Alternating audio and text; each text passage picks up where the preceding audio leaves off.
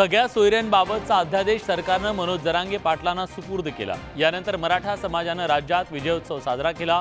यावरून मनसे अध्यक्ष राज ठाकरेंनी मनोज जरांगे आणि सरकारला सवाल केले। नवी मुंबईतल्या वाशीमध्ये मुख्यमंत्री एकनाथ शिंदेंनी सगळ्या सोयऱ्यांबाबतचा अध्यादेश मनोज जरांगे पाटलांना सोपवला। त्यानंतर विजयोत्सव साजरा झाला। मात्र कोणता विजय मिळाला हे मराठा समाजाला समजू दे असं राज ठाकरे म्हणाले। मला सांगा ना, त्या दिवशी मुख्यमंत्र्यांची भेट झाली आणि बाहेर पडले, विजयोत्सव साजरा झाला, काय विजय मिळाला? कोणता विजय एकदा कळू तर देत। जो मराठा बांधव भगिनी जे गेली असतील तिथे मोर्चाला, त्यांना कळलं का काही काय झालं नेमकं? मनोज जरांगे पाटील येत्या 10 तारखेपासून पुन्हा उपोषणाला बसण्याचा इशारा देत आहेत। त्यावरून राज ठाकरेंनी सवाल केला। त्याच्यामध्ये जर समजा तुम्ही आनंद व्यक्त करत होता तर आता परत उपोषणाला कशाला बसताय? झालंय ना ती गोष्ट तुमच्या मते, मग परत उपोषण कशासाठी?